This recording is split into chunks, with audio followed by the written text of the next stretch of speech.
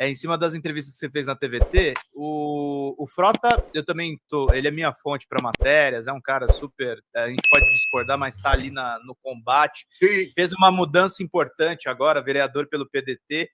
Mas e o Lobão, que agora só fala de música? O que aconteceu ali? Não, cara, na verdade é o seguinte, eu também tenho duas... eu falei, toda essa parte agora da nossa conversa foi baseada um pouco na história do Frota, né? E a gente também tem um outro lado, o Pedro, que é o seguinte, tem gente que, se não se meter, já nos ajuda, sabe? Entendi. Eu vou falar um pouco sobre o Lobão nesse sentido. Assim. Por quê? Você tem os anárquicos. Né? O Lobão nem foi comigo, nem foi ao vivo, nem foi gravado isso, né? Mas a gente conversou muito sobre essas questões. E o Lobão disse, uma semana antes, ele esteve no Pedro Bial. Antes de estar comigo, ele esteve no Pedro Bial. E aí o Pedro Bial perguntou para ele. E aí ele falou, não, eu sempre fui meio anarco, eu sou meio traidor, entendeu? A verdade é que quando eu achei que a esquerda precisava ganhar, eu dei tudo de mim. Quando eu achei que a esquerda tinha que perder, eu dei tudo de mim. Isso coloca o cara numa situação muito complicada na minha avaliação, entende? Porque qual foi o sentido? Ele foi muito além da linha, né? Qual é o sentido, né, do cara se envolver com a extrema-direita? Né? Qual é o sentido? Porque você pega o Frota, por exemplo, o Frota tinha um sentido. Tinha.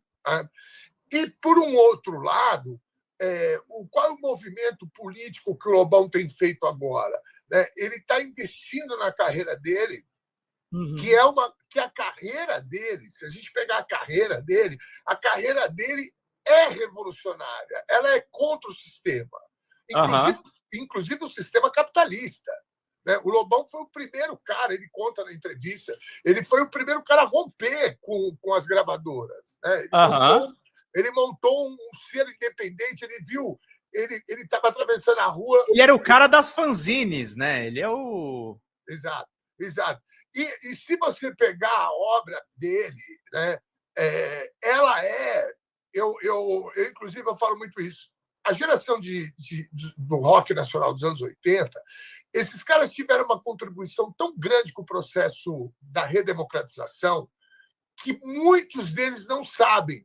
Eu queria que o Roger entendesse ele para ele tentar se matar, aquele filho da puta. Entendeu?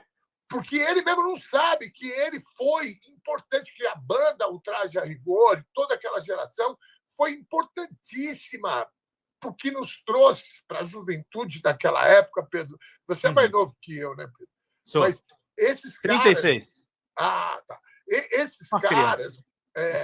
Esses caras trouxeram uma oxigenação para essa geração, que acabou sendo a geração que foi para a luta das diretas. Entende? O movimento que esses caras fizeram, que o rock, por isso que é uma contradição muito grande esses caras estarem no campo da extrema-direita. Né?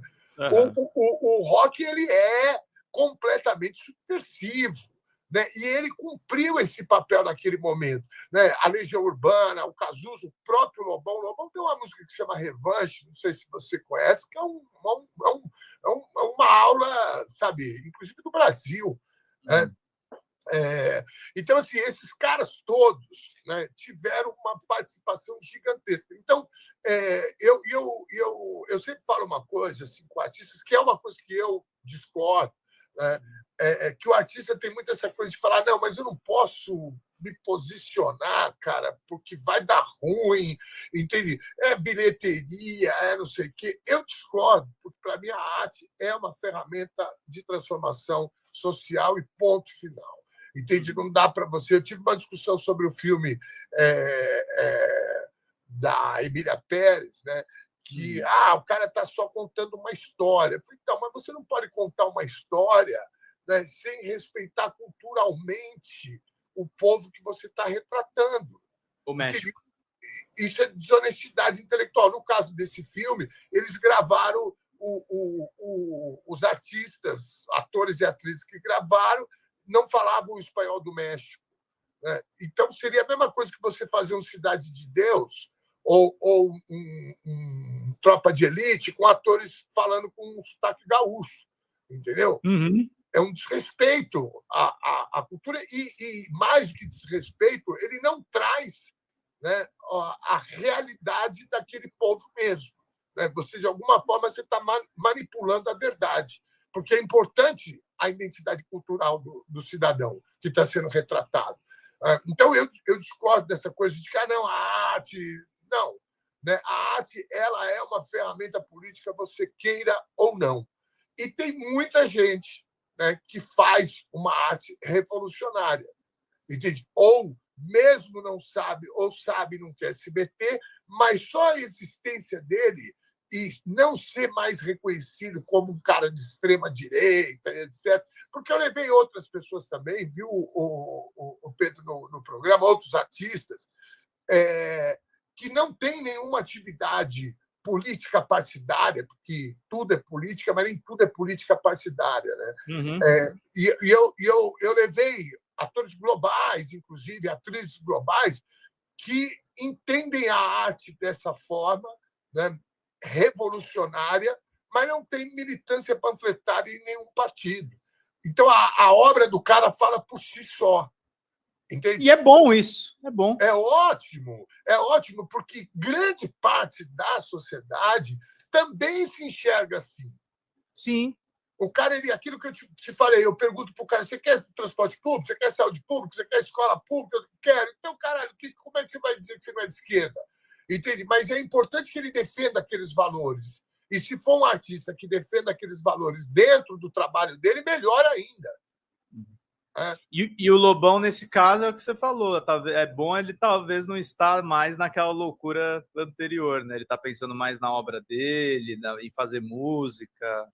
Sim. Talvez seja melhor assim. E tem uma turma, viu, Pedro? Tem uma turma aí que inclusive amigos, né? Que também estão nessa, entendeu? Porque eu vou te falar uma coisa também. Se você for a fundo, o Lobão é um cara que vai a fundo politicamente. O Lobão é anarquista, né? Então, ele é anarquista, que ele fala, esse governo tem que sair, acabou, e foda-se, vamos pegar uma garrafa de coquetel molotov para jogar, fogo. Sabe? Nem que seja na língua, ou seja, e tem muita gente, né, que é dessa forma, né, que tem seus problemas. E se você pensar bem e eu pensar bem, né, eu, por exemplo, eu tenho muito problema com as estruturas partidárias.